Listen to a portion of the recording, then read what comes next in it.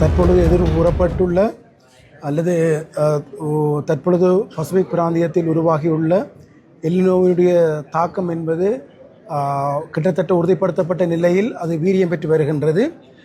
நேற்றைய தினம், அதாவது 1ஆம் தேதி நள்ளிரவு 12 மணியளவிலான நிலைமையை பொறுத்தவரையில் எல்னினோவுக்குரிய சகல குறிகாட்டிகளுமே மிக வேகமான மிக வேகமாக அதிகரித்து வருகின்ற வெப்பநிலை குறிகாட்டிகளை கொண்டிருக்கின்றன. பசிபிக் பிராந்தியத்தின் பல கடற்பிராந்தியங்களில் வெப்பநிலை 1.3 பாகை செல்சியஸ் என்ற அளவில் அதிகரித்திருக்கின்றது. நினோ 3.4 என்ற குறிகாட்டியின் அடிப்படையில் 1.3 என்ற அடிப்படையில் வெப்பநிலை அதிகரித்து வருகின்றது. எங்களை பொறுத்த வரைக்கும் ஒரு மிகப்பெரிய அளவிலான எல்னினோ எதிர்வு கூறப்பட்டிருக்கின்றது. எல்னினோவினுடைய அடிப்படை நிலைமைகள் பசிபிக் பிராந்தியத்தில் உருவாகி இருக்கின்றன.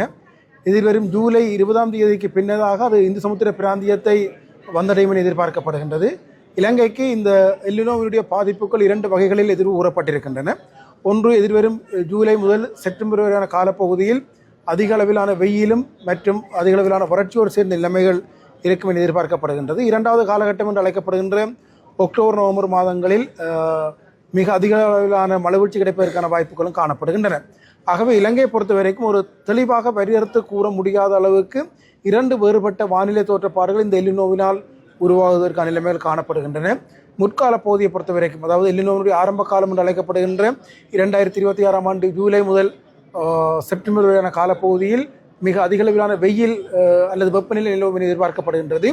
இந்த காலப்பகுதியில் கடற்பகுதியினுடைய வெப்பநிலை 3 பாகை செல்சியஸுக்கு என்ற அளவில் அதிகரிக்கும் என்ற அடிப்படையில் நிலப்பகுதிகளினுடைய வெப்பநிலை 2.8 பாகை செல்சியஸுக்கு கூடுதலாக அதிகரிக்கும் என மாதிரிகள் காட்டுகின்றன.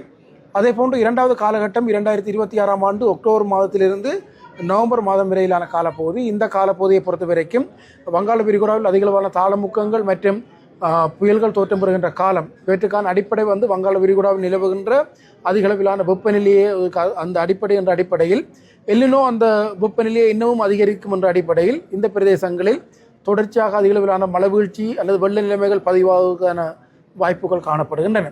உலகின் பல நாடுகள் இந்த எல்னினோ தொடர்பான ஒரு மிகச்சிறந்த முன்னெடுப்பை மேற்கொண்டு வருகின்றன. பல நாடுகள் தங்களுடைய மக்களை அதற்கேற்ற வகையில் தயார்படுத்தி இருக்கின்றார்கள். இலங்கையை பொறுத்தவரையில் சிறிய அளவிலான முயற்சிகள் மேற்கொள்ளப்படுகின்றன. ஜனாதிபதி தலைமையிலான உயர்மட்ட குழு ஆலோசனை நடந்திருக்கின்றது. அதற்கு பின்னர் காலநிலை மாற்றத்துக்கான அமைச்சரவை உபகுழு கூடியிருக்கின்றது. ஆனால் பொதுமக்களை பொறுத்தவரைக்கு ஓரளவுக்கு எதிர்பார்த்த அளவில் இந்த விழிப்புணர்வு செயற்திட்டங்கள் நடைமுறைப்படுத்தப்படவில்லை.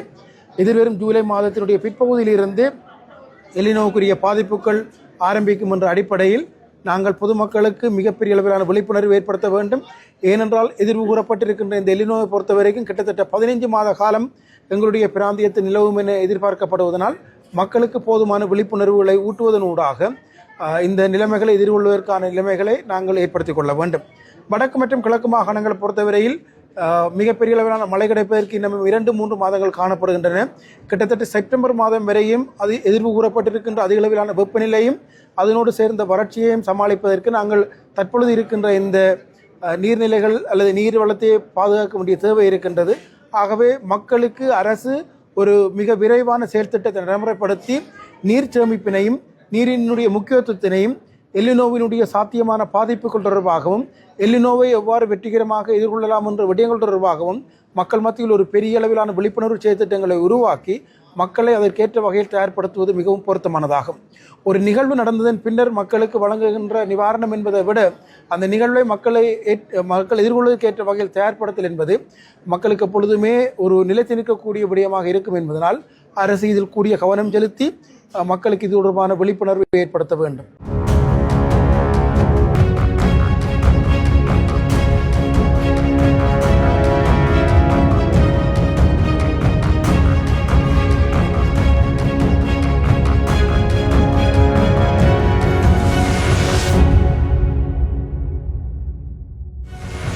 லிட்ரோ எரிவாயு விலை குறைப்பு வெளியானது புதிய அறிவிப்பு. லிட்ரோ எரிவாயு கொள்கலன்களின் விலை இன்று நள்ளிரவு முதல் நடைமுறைக்கு வரும் வகையில் குறைக்கப்படுவதாக லிட்ரோ எரிவாயு நிறுவனம் அறிவித்துள்ளது.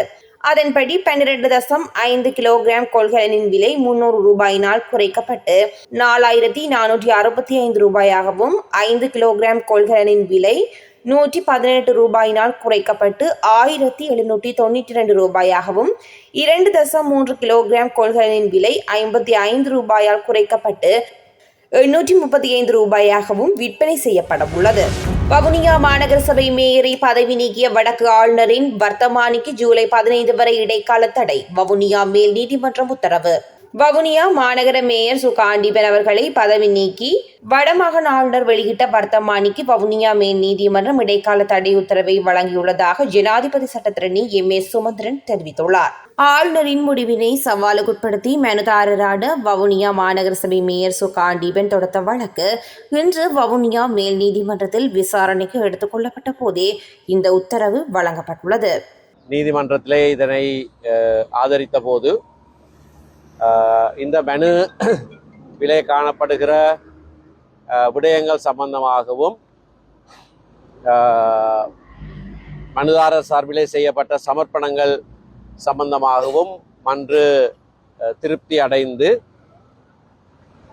எதிர் மனுதாரருக்கு அறிவித்தல் சேர்க்கும்படியான ஒரு கட்டளை நியமித்திருக்கிறது. அத்தோடு இந்த மனுவிலே 3 இடைக்கால நிவாரணங்களும் கோரியிருந்தோம். முதலாவது, இந்த குறித்த வர்த்தமானி பிரசுரிப்பை இடைநிறுத்தும்படியாக, அதாவது திரு காண்டிபன் அவர்களை முதல்வர் பதவியிலிருந்தும் உறுப்பினர் பதவியிலிருந்தும் நீக்கிறதாக அறிவித்த வர்த்தமானி செயற்படுவதிலே இருந்து இடைநிறுத்தப்பட்டிருக்கிறது. வடமாகாணத்தில் சாரதிகள் நடத்துனருக்கு சீருடை அறிமுகம் செய்து வைக்கும் நிகழ்வு அமைச்சர் ஃபிமல் ரத்நாயக்க தலைமையில் நடைபெற்றுள்ளது. போக்குவரத்து நெடுஞ்சாலைகள் மற்றும் நகர அபிவிருத்தி அமைச்சர் ஃபிமல் ரத்நாயக்க கிளிநொச்சியில் உள்ள வடமாகாண வீதி பயணிகள் போக்குவரத்து அதிகார சபைக்கு இன்று விஜயம் செய்து சீருடையை அறிமுகம் செய்து வைத்துள்ளார். தமிழக முதலமைச்சர் விஜயை சந்தித்த தமிழ் தேசிய மக்கள் முன்னணியினர். வெளியானது அறிவிப்பு. தமிழ்நாட்டு முதலமைச்சர் ஜோசப் விஜயை இன்று தலைமை செயலகத்தில் தமிழ் தேசிய மக்கள் முன்னணியின் தலைவரும் இலங்கை பாராளுமன்ற உறுப்பினருமான கஜேந்திரகுமார் பொன்னம்பலம் உள்ளிட்ட குழுவினர் சந்தித்து கலந்துரையாடியுள்ளனர். இதன்போது ஈழத்தமிழ் மக்கள் தற்போது எதிர்கொள்ளும் அரசியல், மனித உரிமைகள் பிரச்சினைகள், ஒற்றையாட்சி அரசியலமைப்பு முறை ஒழிக்கப்பட்டு தமிழர் தேசத்தின் இறைமையை அங்கீகரிக்கும் சமஷ்டி அடிப்படையிலான அரசியல் தீர்வின் அவசியம், ஈழத்தமிழர் இனவழிப்புக்கு சர்வதேச சுயாதீன விசாரணை மேற்கொள்ளப்பட வேண்டிய அவசியம், இந்திய ஈழத்தமிழ் கடற்தொழிலாளர்களின் பிரச்சினைக்கு நிலையான தீர்வு காணும் நடவடிக்கைகள், இந்தியாவில் தங்கியுள்ள ஈழத்தமிழ் அகதிகளின் நீண்டகால பிரச்சினைகளுக்கு தீர்வு காணல் உள்ளிட்ட பல முக்கிய விடயங்கள் தொடர்பாக கலந்துரையாடப்பட்டுள்ளது.